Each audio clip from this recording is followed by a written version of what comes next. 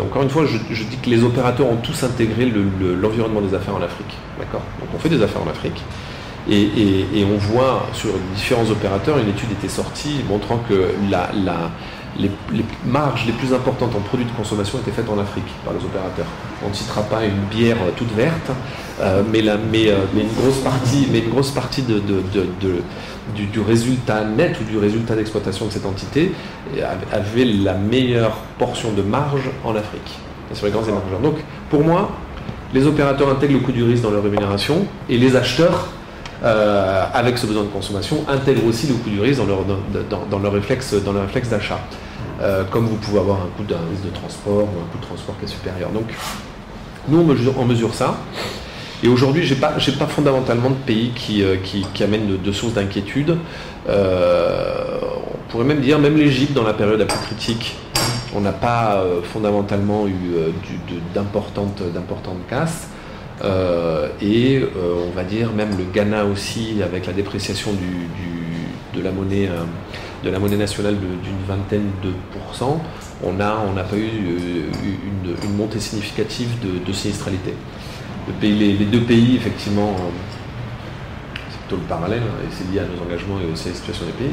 Il y a deux pays sur lesquels le ralentissement des habitudes de paiement a été dégradé, c'est le Maroc, effectivement, on l'a connu, et c'est principalement lié aussi au fait que vous connaissez les statistiques, les ventes de ciment, l'aspect du bâtiment sur le dernier trimestre 2013, même les deux derniers trimestres 2013, même si c'est un peu ralenti, on est quand même allé sur une année qui était baissière, donc ça a un impact sur tout le reste de l'économie, évidemment. Et puis on subit d'une manière ou d'une autre, même si les investissements directs étrangers sont restés relativement stables, on subit quand même un ralentissement réel qui est lié à notre proximité avec l'Europe.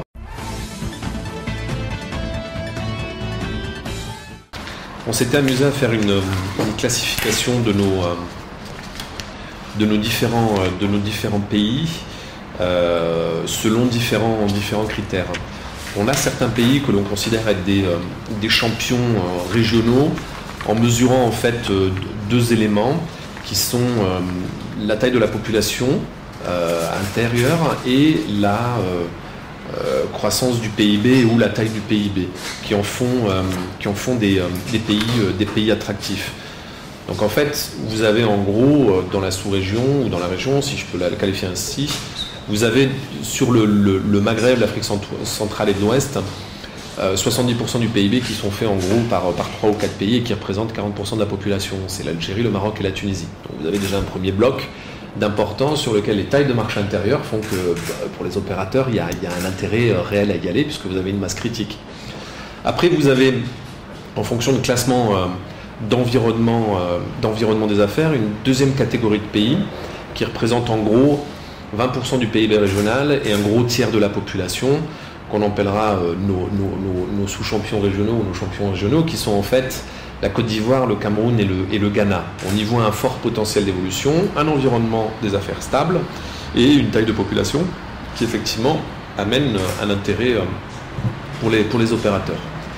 Et puis enfin, on a quantifié ou qualifié 3 marchés qu'on appellera plutôt de niche par rapport à ces deux critères-là, qui sont le Gabon, le Sénégal et le Bénin. Pourquoi ? Parce que l'environnement des affaires y est bon, d'accord ?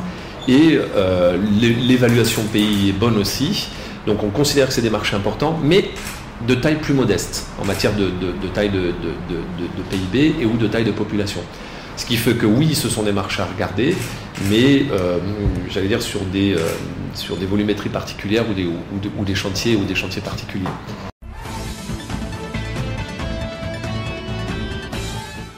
Depuis 2 ans, l'Afrique est une réalité. Depuis 1 an, l'Afrique francophone est une zone potentiellement attractive. Et on a vu aussi de manière pas étonnante, mais ils ont potentiellement, alors il faut que j'analyse peut-être un peu plus loin, mais ils ont 2 points d'entrée, j'allais dire, dont le Ghana. Le Ghana est un point d'entrée anglophone au milieu d'un territoire francophone. Et aujourd'hui, on voit des banques sud-africaines investir et racheter des entités au Ghana pour pouvoir avoir une zone d'implantation, déjà pour capter le marché qui est important par lui-même, et à mon avis pour être une zone d'observatoire pour le reste de l'Afrique de l'Ouest. Nous, on utilise le Ghana pour la taille du marché intérieur aussi. En deuxième lieu, on l'utilise entre nous comme un premier laboratoire de pays anglophones avec un objectif à moyen terme de réfléchir au Nigeria. Parce que fondamentalement, dans tout ce qu'on a évoqué aujourd'hui, c'est le Nigeria qui est le gros morceau. Oui, et on n'en a pas parlé. Et c'est parce que le Nigeria, je discutais avec un opérateur là-bas, il me disait on peut tout y gagner ou tout y perdre. Si vous prenez les méga tendances dont on parlait, l'Afrique, en matière de pays importants, ou majeurs même sur l'Afrique, à horizon 20 ans, vous avez l'Afrique du Sud, vous avez le Nigeria et vous avez l'Égypte, qui sont véritablement les trois pays, du fait de la taille de leur marché intérieur, après de leur potentielle influence régionale et autres, qui font que vous avez trois mastodontes, dont deux, alors le troisième, il faudrait que je vérifie mes statistiques, qui intégreront le top 20 des pays. J'ai regardé une deuxième étude, en matière de population, je crois que le Nigeria sera classé dans 20 ans deuxième pays en matière de population au monde. Après, je ne sais plus si c'est la Chine ou l'Inde. On parle de 900 millions d'habitants.